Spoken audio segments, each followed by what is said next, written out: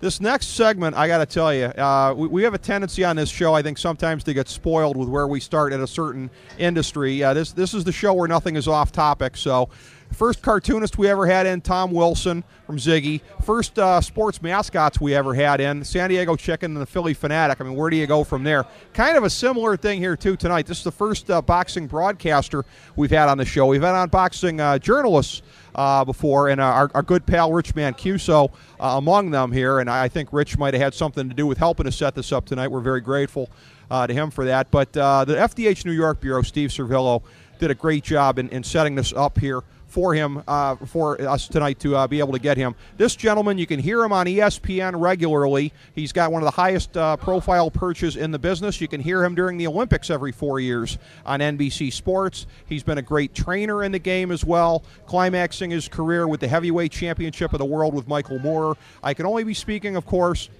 of the one and only Teddy Atlas, who we are proud to welcome to the FDH Lounge. Teddy, good to have you on tonight, sir. How are you? Oh, good. How are you guys doing? Oh, we're doing fine, thanks. It's a pleasure to have you on the show, and I know you got a lot of great things going on, and we'll talk about a lot of the different aspects of your career. I know that first and foremost, on the near horizon, you got a big event going on there, I believe, at Staten Island, is it not? And it's for the Theodore A. Atlas Foundation? Yeah, it's the Dr. Atlas Foundation. It was founded 14 years ago in memory of my late father. He was a general practitioner doctor back in the days where GPs did everything. You know, you didn't need specialized medicine. He took care of surgery. He took care of everything.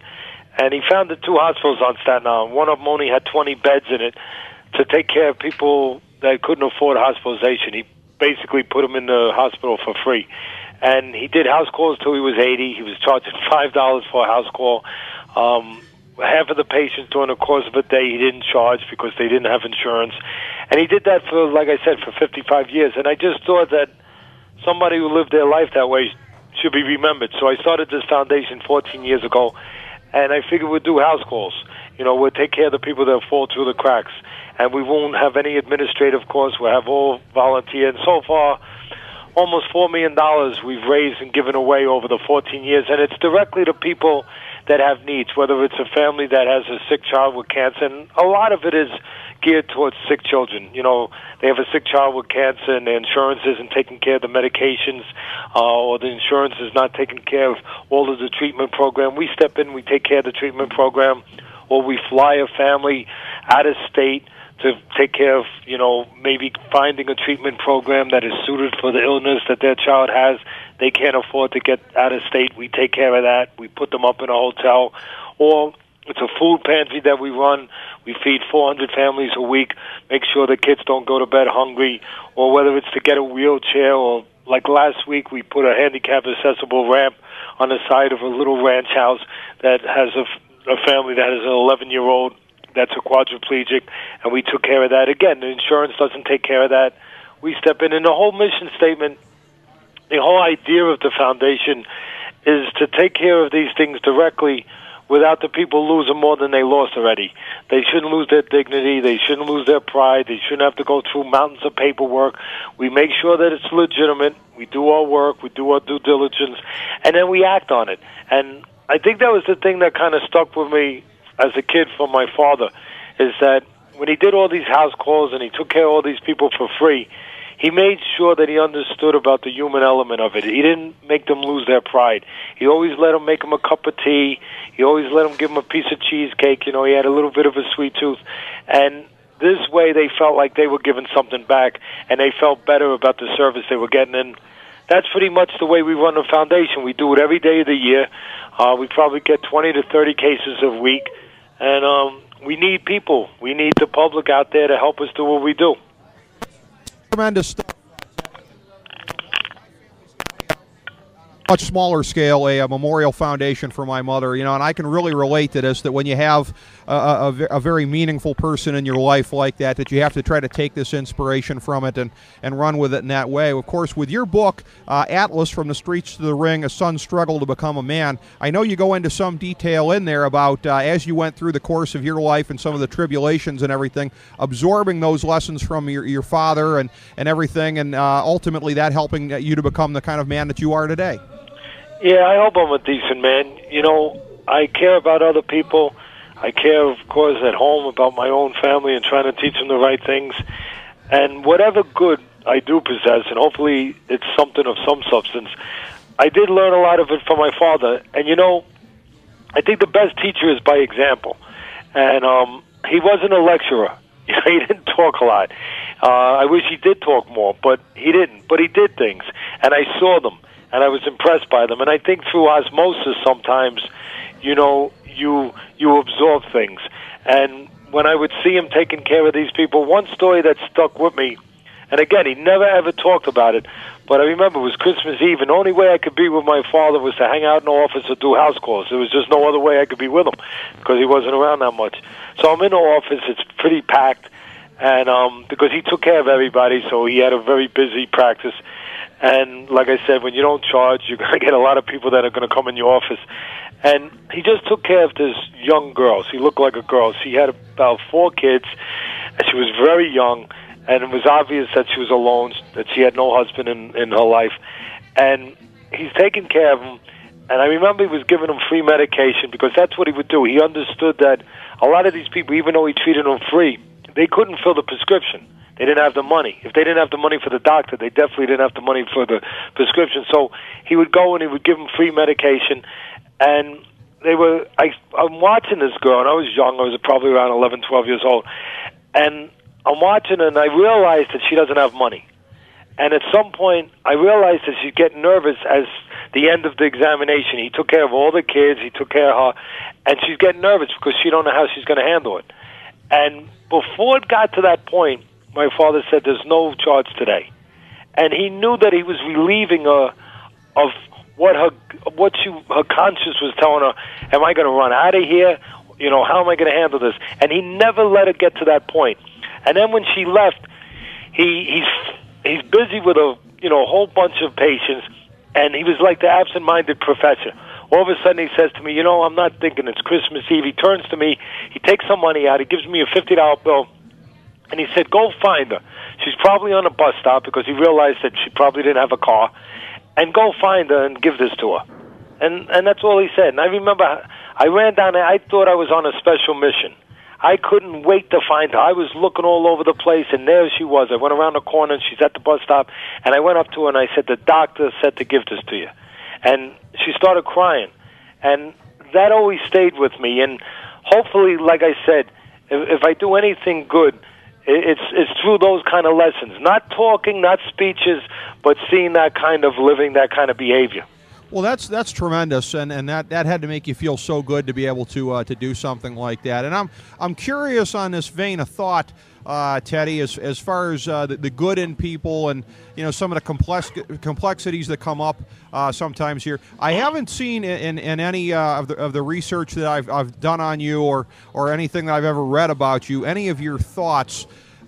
Being somebody who obviously knew Mike Tyson well in his formative years, as you did with training and everything, have you had any thoughts, even if you haven't seen this documentary in the last year or two? I know you've heard a lot about it. I don't know what your awareness of it is, but has there been anything that you've seen in that as far as this whole kind of stripped bare persona that we've seen of the man? Does it really stir anything in you or change any of your feelings about him, or are you kind of cynical about how he came across? I'm not cynical. I think I try to be middle of the road.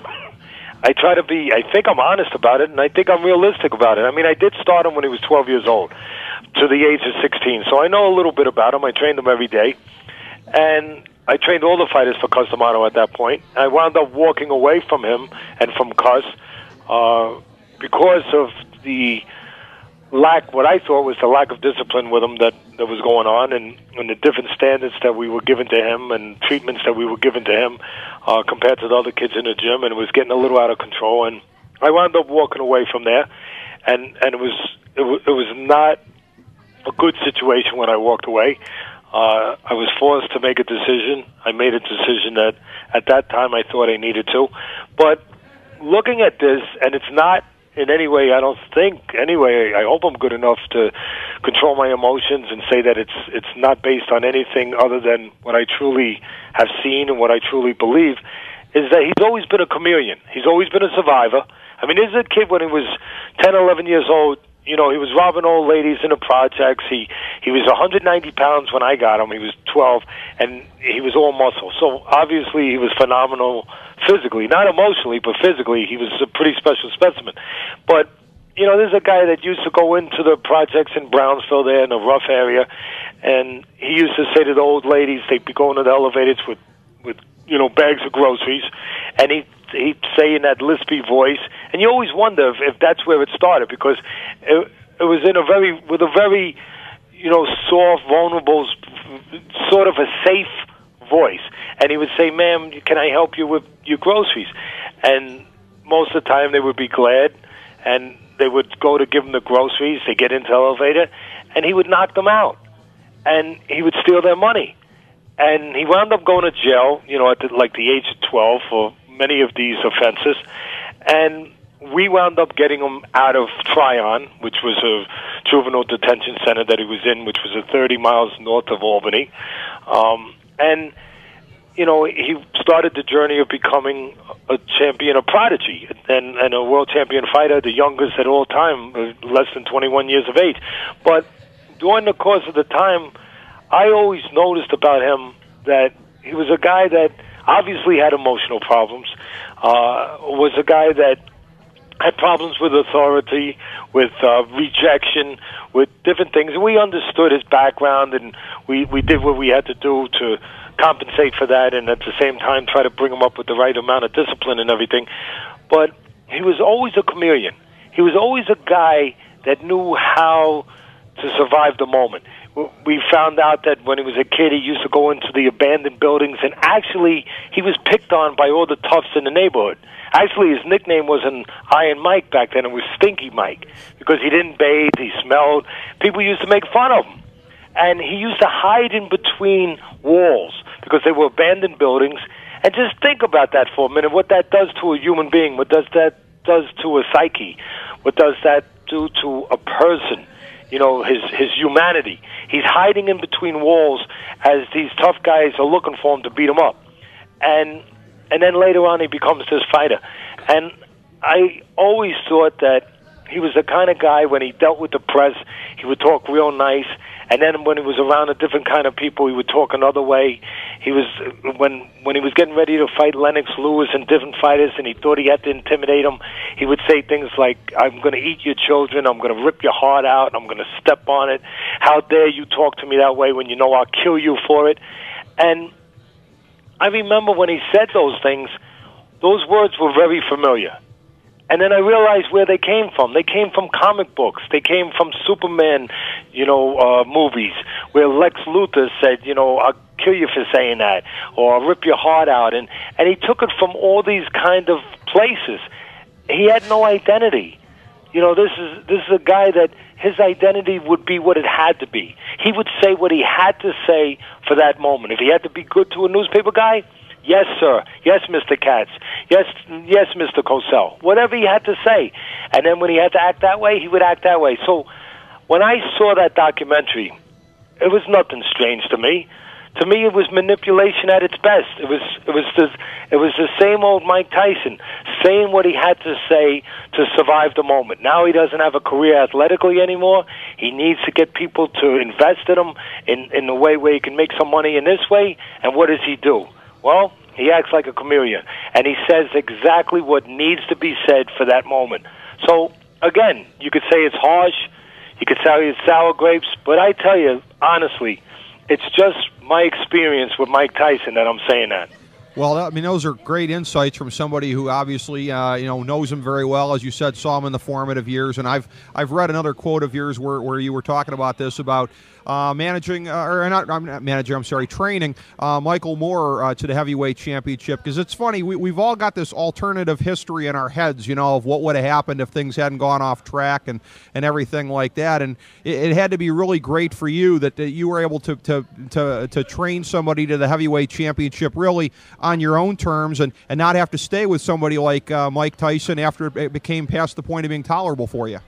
You never have to do anything. We're pretty lucky. We're born in a country where, for the most part, you can make your own choices.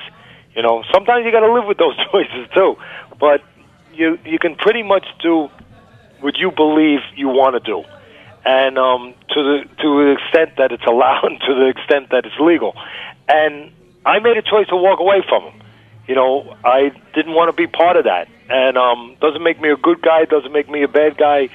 It just makes me a person that's what I was comfortable with. And I lived with that years after. And he lived with the choices he made with, you know, and he continued to make years later. But being able to have a moment where we were able to beat Evander Holyfield and Michael Moorer was able to win the heavyweight title, yeah, that was a special moment for me, because to me, it kind of validated what my father did. My father allowed me to go upstate and train fighters with Customato, and he paid for my room and board. It wasn't much. It was $50 a week back then, but you know what? I had nobody else to pay for it, and I didn't finish high school. I didn't go to college, and he allowed me to become a trainer. And here's a doctor.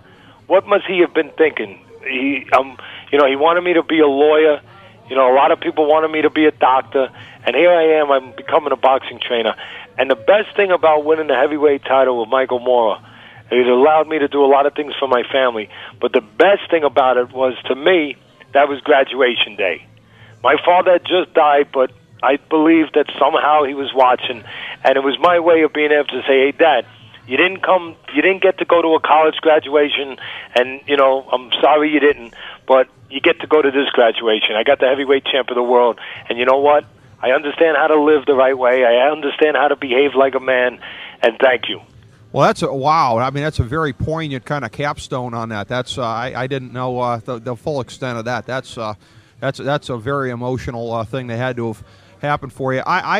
I'm curious about your thoughts, Teddy. You know, as somebody who's obviously very well acquainted with the history of the game, and that goes without saying, it strikes me, we've had a period here. You referenced before Tyson and Lewis, mid-02. We've gone now about 8.5 years, as far as I can remember, without any kind of huge marquee heavyweight mainstream type fight. To me, that's as far as I can remember, that's the longest in the modern history of the game. You might have to go back to maybe the early part of the 20th century to find a similar drought there, and it doesn't seem to have any signs of abating at this point in time. It's always been said the heavyweight division is the engine, really, of the boxing industry and what drives a lot of the mainstream appeal. I know there have been a lot of, you know, fights over the last decade with De La Hoya and some of the other guys that have gotten attention, but it seems like over the long haul it's going to take a revival in the heavyweight division to make it happen. Is there anything that you can see that might bring that about in the course of the next decade or so? Well, you know, the heavyweight division, you know, it went across seas. I mean, it went over to Russia. Mm-hmm. You know, it went to Europe. I mean, they have good amateur programs. They got hungry guys. They have disciplined guys. If you look at the NBA, and people are going to say, wow, Teddy, you're making a comparison of boxing and NBA. What I'm going to say is this. You look at some of the guys that come from Eastern Europe into the NBA. They're not as athletic as a lot of our guys that are over here. They're not as quick. They're not as good in certain areas. But they're disciplined. They know the game. They're technically taught well. They're good shooters. They play defense.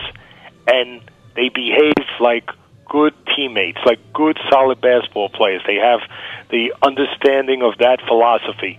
And it's allowed them to get to the NBA. And it's allowed a great influx, and I think most people listening would probably agree to a certain extent, that it's really allowed the Eastern European players to infiltrate the NBA to a greater extent than probably people ever thought it was going to happen. Well, guess what? It's for those reasons, and the same reason in boxing. America owned the heavyweight division. We had the best heavyweight divisions.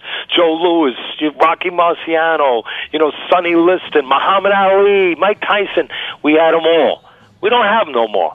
For the same reason, because now over in Russia, you have good amateur programs, you have discipline, you have guys that don't have a million options. They concentrate just on that. Their eye is on the ball, and they learn it the right way. They learn it from the bottom up, where they get 200, 300 amateur fights. They have the programs over there to be able to do that. And because of that, you've had an absence of heavyweight champions from America. Until we get better programs, more amateurs, we'll get better teachers, and we're able to develop the kids in the farm system, in the amateur system. No different than you got to develop guys. The Yankees have to have farm kids coming up all the time. You don't want to always go into free agents. Well, we got to have kids coming up from the amateurs. And until we do a better job with that, and again, until we get where they're concentrating on that, they're disciplined, their life is disciplined, because if you're not disciplined outside the ring, it's going to show up inside the ring. And a lot of these European fighters, they're a little better in those quarters. Teddy, has MMA surpassed boxing in terms of popularity at this stage of the game? I'm sorry, I didn't hear you. Has MMA, mixed martial arts... Oh, is MMA? Yeah, has that surpassed the popularity that boxing once enjoyed? You know, that's a fair question. It's a good question. And it's a question that I get asked quite a bit. My answer and my explanation is this. The answer is no. If you look at a big event, see, the problem with boxing, it's become a little bit of a niche sport. I got to be honest. And it's become an event-driven sport.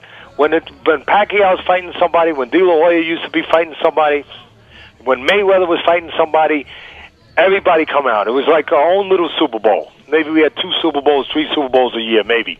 And everybody came out. All the movie stars, everybody, celebrities, the football players, the basketball players, everybody would come out. And it might do $100 to $150 million across the world in revenue. MMA, I respect that sport. I respect the hell out of those guys. They're tough son of a guns. But they're not a pimple on the backside of boxing when it comes to that kind of revenue. The problem with boxing is, when does it do that? It does it once a year, once every 2 years, right, maybe twice a year, once in a while, when it's a big event. MMA, they do a much better job across the board of putting even match fights out there, competitive fights out, where every day of the month, once a month, every 2 weeks, whatever it is, you can see a good MMA, a good competitive MMA match. You can't say that of boxing. So they do a better job of promoting this sport. They do a tremendous job. Dana White, or whatever his name is, does a great job of marketing his sport. But when it comes down to the big moment, the big event, again, they are a pimple on the backside of boxing.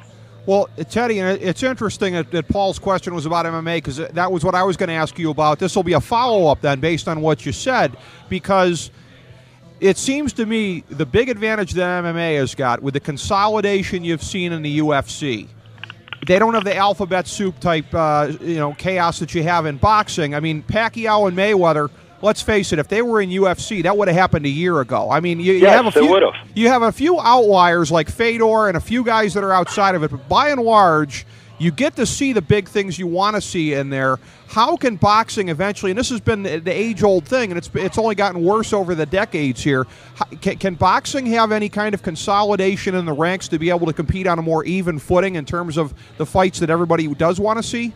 Yeah, it could. It won't. It should. Yeah. I wish it would, but you have Dana White. You have one power there. You have a guy, sort of like NFL has a national commission. The commissioner, the baseball has a commissioner. Basketball has a commissioner. Boxing doesn't have one centralized commissioner.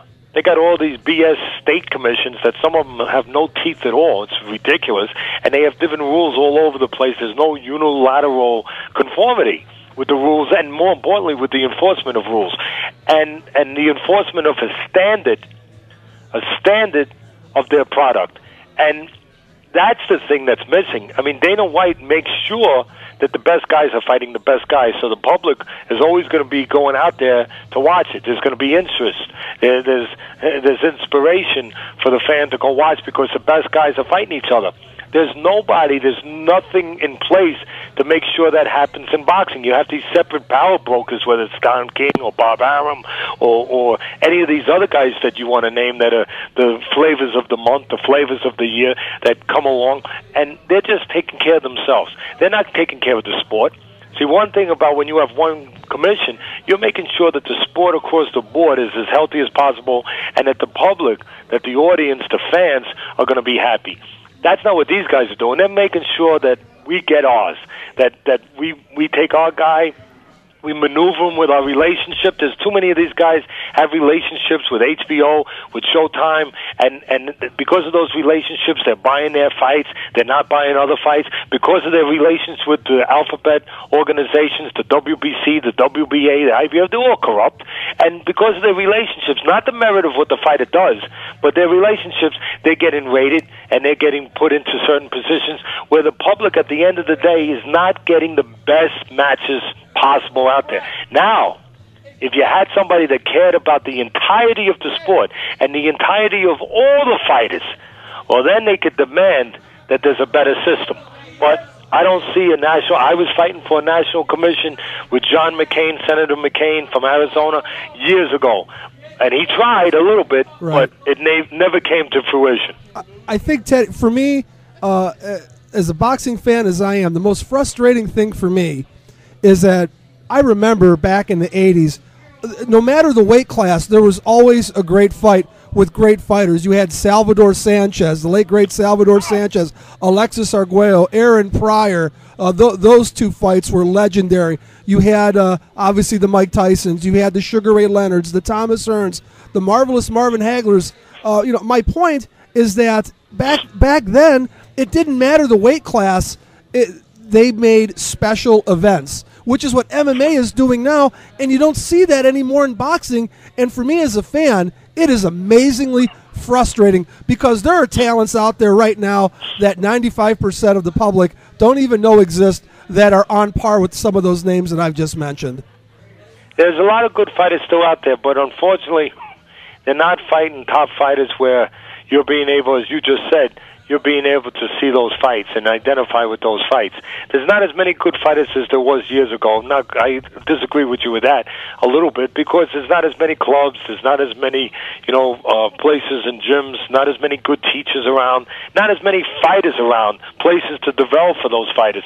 But there are plenty of good fighters, and they're not fighting the best guys. Now what the managers are doing, back in the old day, the manager would put them in fights to develop them as a fighter, to make them a real product, to make them a real professional fighter that could fit in with anybody in their division. But now they're doing it different. Now they're maneuvering. Now they're manipulating. Now they're navigating. They're taking their fighter and they're saying, if I get them 14 easy wins or 15 easy, they might not develop to be the best fighter they could be because they don't take a deep breath in a fight. They don't psychologically, mentally, get tested where they can become more dependable and obviously a better fighter down the road. But they become 14, 15, and 0. I get them on HBO. I get them on Showtime. On ESPN, we take them before they get to those places. We do that on every Friday night. But these guys are looking to get to the places that pay, and HBO and Showtime are paying those kind of purses. So are they doing them an injustice? At the end of the day, I think they are. Instead of putting them in fights that maybe are 60-40 fights, instead of fights that are 90-10, where there's no chance they're going to lose, then they can become the kind of fighter where they can be around and fight good fighters in different weight classes for many years. But again, they fall short a lot of times because by the time they get to that point, they're going to get that payday. They might even get 2 paydays. But they're not really going to have the depth and the development to stay around because, again, their goal, the managers nowadays and the promoters nowadays, is build a record up, go to their friends at HBO, go to their friends at Showtime, put them on there, and plug in for a payday, but not really develop a fighter for the future. Yeah, it's kind of sad the way that happens. And as far as the fight game and the way that it's always kind of regenerating itself, I want to ask you about this because I know you've had a front row seat at the Olympics on NBC ever since 2000 in Sydney. And just kind of a side note, I've always got this running joke with a friend of mine how NBC, they only do like a handful of core sports. They almost tend to use like the Kelly Temp Services model every 4 years. They hire out all these guys from the other networks and bring you in and have you doing the stuff there, and really that's the only time they really need to do stuff with many of these other sports because of their existing TV deals. But with everything that you do at the Olympics, and I would assume that they've got you down for a London in 2012. I just like to know about your overall experience every time you go to do these, both from what you're learning about the fighters when you're there. Do you get to take in much of the country and see the scenery? Is it like a nice kind of aspect to kind of see the world? The Olympic Village. What's one of these experiences typically like for you? Well, I've done 3 Olympics now. I did the one in 2000 in Sydney, then I did Athens 2004, and then I did Beijing, which was pretty incredible. And there'll probably never be another one like that, because I don't see another country that could afford to do a spectacle like they did. I mean, let's be honest. I mean, the way they run their country, they have 1 billion people that they don't have to care about their human rights, and that's a damn shame. But they can order them to do whatever they want them to do. And so, therefore, they can afford to put up structures. They can afford to put up unbelievable buildings and unbelievable spectacles that any other country can't do. So you're probably not going to see anything come close to that, and probably not going to see that in England in 2012. But what I was able to experience over those 3 Olympics is you're there to work, and it's a lot of work. And it's not a sprint. It's a marathon. And I don't know if there's any other sport, but I think boxing is on from the beginning to the end more consistently than any other sport, from the first day to the last day. We did, I think, 270 fights in the last Olympics. I mean, that's an extraordinary amount of fights, because for the first week and a half, you're doing day and night sessions. So you're doing wall-to-wall boxing, and you're just calling different countries and different names of fighters that I can't even pronounce, that somebody's helping me pronounce, and I'm still messing it up. But you just don't stop. And like I said, it's a marathon, and it can become where you get foggy, where you get, it becomes almost too much. You have to keep it's a real test to your endurance mentally, where you keep your concentration up, and you have to remind yourself, you know what? It's easy to start thinking, well, this fighter from Bulgaria against this fighter from Ecuador, what does it matter? It's the 40th fight I called in the last hour and a half, and you know what? Let's just go through the motions. And you got to remind yourself that every one of these fights matter, because they matter to somebody out there. And for me, that's how it worked. I reminded myself, listen, you're getting a little tired, forget about it. You call this fight like it's Ali Frazier, because for somebody, that's what it represents. And so it's your own little test of that kind of mental endurance when you're doing that many fights, that you remind yourself that they all count. The first couple of days you get to the site, you can go and you can go around. You go to Beijing, you go to Sydney, you go to Athens. You got a couple of days to, you get there early, you get there for 3 weeks, so you get there maybe 6, maybe 7 days before the event start. But then you're going to have production meetings, you're going to have different seminars that you're going to have to go to.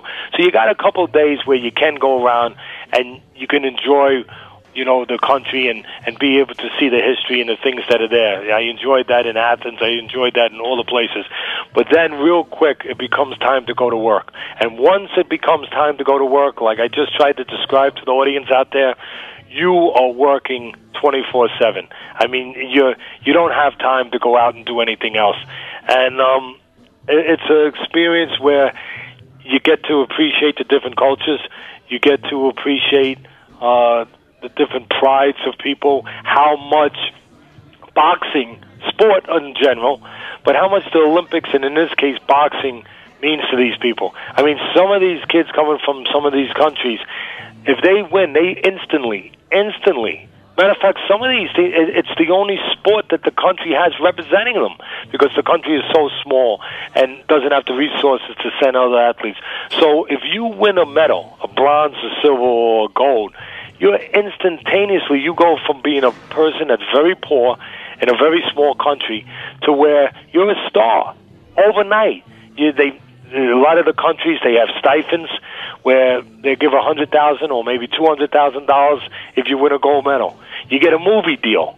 You get a commercial deal. You literally, we talk about the great American story, of being able to go, from the bottom to the top overnight. Well, the Olympics provide that story for a lot of other countries in boxing.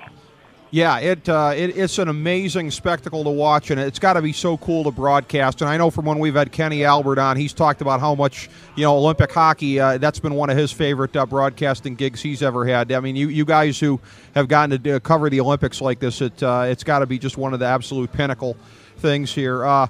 Teddy, we always like to give everybody on the show a chance to plug their stuff here. We have up links here tonight to your website, dratlasfoundation.com. Of course, you got the Teddy dinner coming up, Staten Island here, November 18th from 6 to 11 p.m. at the Hilton Garden Inn. The golf outing, Latourette Golf Course on Staten Island, Tuesday, September 20th. Please take it away. Anything else that the people should know about tonight? The only thing that they should know is that anything that they give to the foundation, it is November 18th, our big dinner, our big fundraiser. We usually have 1,100 people. We get anywhere from 50 to 75 celebrities. We've had George Foreman, Sugar Ray Leonard there in the boxing world. This year we're going to have Dick Ebersol there. We're going to have Phil Simms, the great Giant football player, and now he's a terrific commentator. We're going to have Goose Gossage, the great pitcher who just went into the Hall of Fame, used to pitch for the Yankees. We're going to have a bunch of the Sopranos there. We're going to have Twyla Tharp. We're going to have a little ladies' touch. Twyla Tharp, the great choreographer who right now on Broadway in New York has the musical Come Fly With Me with the Sinatra music going. She did Hair. She did Dancing and Singing in the Rain. So she's a terrific talent herself. And it's all for one thing. It's to get together so that we can help other people. And people that just simply put, and I can't put it any other way, that gets to a point more, they can't help themselves. And it's tough times right now. I understand that, and I ask for a lot. But most of us, it's not as tough as it is for these people.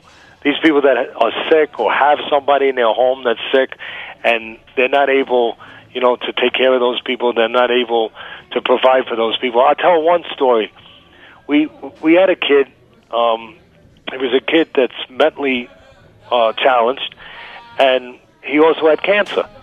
And he was 12 years old, and he was sleeping on a mattress.